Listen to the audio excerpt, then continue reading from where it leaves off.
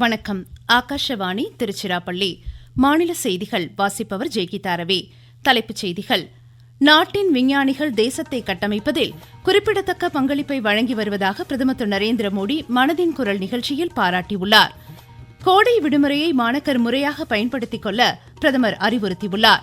வாக்குப்பதிவு முடிந்து தென் மாவட்டங்களிலிருந்து சென்னை திரும்பும் பயணிகளின் வசதிக்காக சிறப்பு பேருந்துகள் இன்று இயக்கப்படுகின்றன. மதுரை அருள்மிகு மீனாட்சி சுந்தரேஸ்வரர் திருக்கோவிலில் மீனாட்சி பட்டாபிஷேகம் இன்றிரவு நடைபெறுகிறது. IPL டுவெண்டி கிரிக்கெட் போட்டியில் சென்னை சூப்பர் கிங்ஸ் குஜராத் டைட்டன்ஸை இன்று எதிர்கொள்கிறது. இனி விரிவான செய்திகள். தமிழகத்தின் கல்பாக்கம் அணு உலை அதன் அணுக்கரு தொடர் வினையை வெற்றிகரமாக அடைந்து தொடர் இயங்கும் நிலையை முதன்முறையாக எட்டியுள்ளது. நாட்டின் அணு விஞ்ஞானிகளின் திறனை உலகிற்கு எடுத்துரைப்பதாக பிரதமர் திரு நரேந்திர மோடி தெரிவித்துள்ளார். அகில இந்திய வானொலியில் மன் கி பாத் மனதின் குரல் நிகழ்ச்சியில் 133வது முறையாக இன்று உரையாற்றிய அவர், இந்தியாவின் அணுசக்தி பயணத்தில் இது ஒரு வரலாற்று மைல்கல் என்று கூறியுள்ளார். நாட்டின் விஞ்ஞானிகள் சிவில் அணுசக்தி திட்டத்தை முன்னெடுத்து செல்வதோடு தேசத்தை கட்டமைப்பதில் குறிப்பிடத்தக்க பங்களிப்பை வழங்கி வருவதாக கூறிய பிரதமர், இது தொழில்துறை, எரிசக்தி மற்றும் சுகாதாரத்துறைக்கு மிகுந்த பயனளிப்பதாக குறிப்பிட்டார். விவசாயம் முதல் நவீன கண்டுபிடிப்பாளர்கள் வரை அனைவருக்கும் உதவிகரமாக இது அமைந்ததாக அவர் குறிப்பிட்டார்.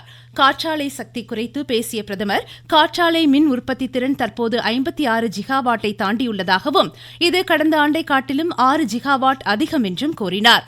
காற்றாலை மின் உற்பத்தி திறனில் இந்தியா உலக அளவில் 4வது இடத்தில் உள்ளதாக கூறிய பிரதமர், தமிழ்நாடு, மகாராஷ்டிரா, குஜராத், ராஜஸ்தான் உள்ளிட்ட மாநிலங்கள் இத்துறையில் முன்னோடியாக திகழ்கின்றன என்றார். நாட்டின் வளர்ச்சிக்கு சூரிய சக்தி மற்றும் காற்றாலை ஆற்றலின் அவசியத்தை எடுத்துரைத்த பிரதமர், மின்சாரத்தை சேமித்து தூய்மையான ஆற்றலை இதன் மூலம் பெற முடியும் என்றார்.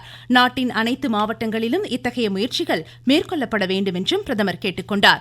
மக்கள் தொகை கணக்கெடுப்பு குறித்த விழிப்புணர்வு ஒவ்வொரு இந்தியருக்கும் இருக்க வேண்டியதன் அவசியத்தை எடுத்துரைத்த பிரதமர், மக்கள் தொகை கணக்கெடுப்பு குறித்த அனைத்து தகவல்களும் டிஜிட்டல் முறையில் பதிவு செய்யப்படுவதாக கூறினார்.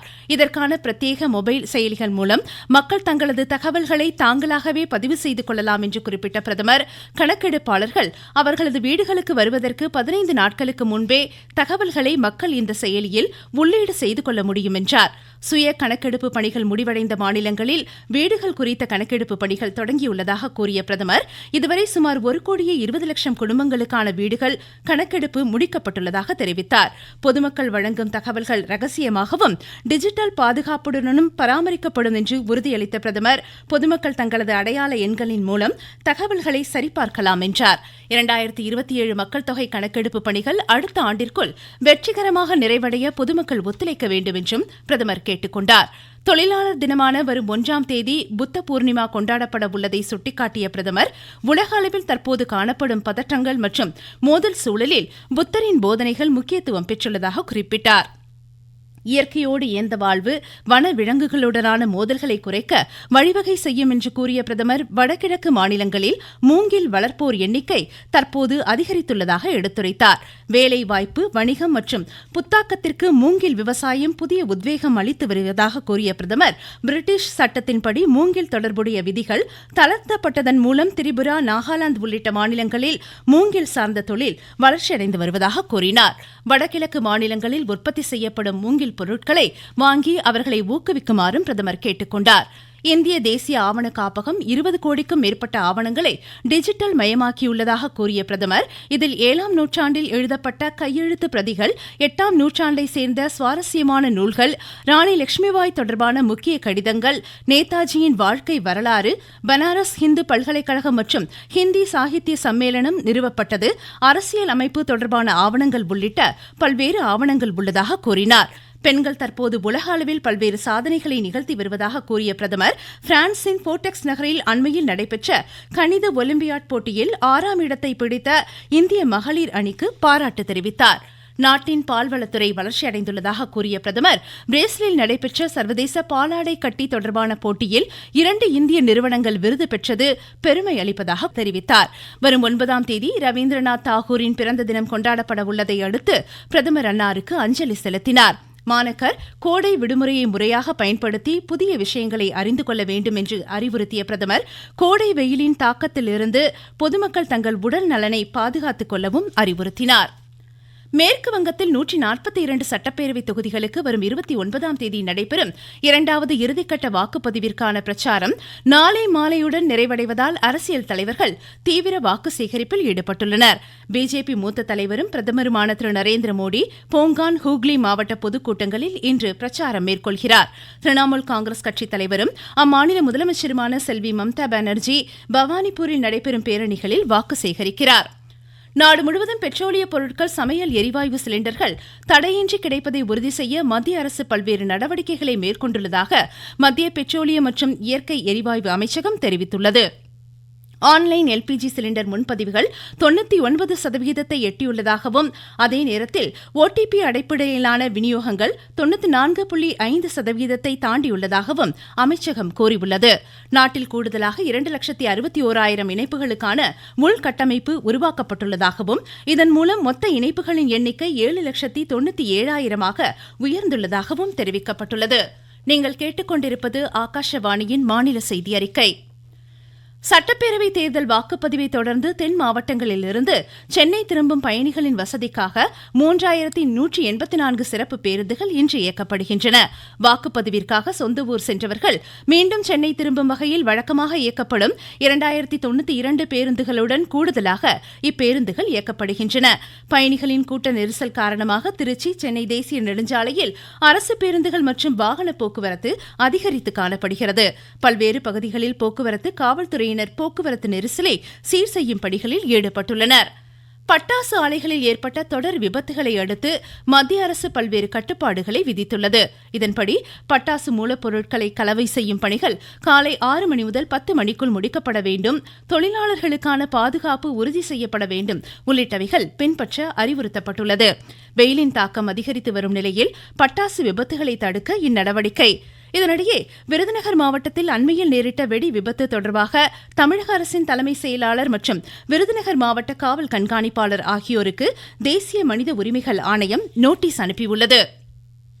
நாட்டின் சில பகுதிகளில் வானிலை தொடர்பான சவால்கள் இருந்த போதிலும் அரசு எடுத்த வலுவான நடவடிக்கைகளால் 2025-26ஆம் ஆண்டு கோதுமை பருவம் சிறப்பாக அமைந்துள்ளதாக மத்திய வேளாண் அமைச்சகம் தெளிவுபடுத்தியுள்ளது.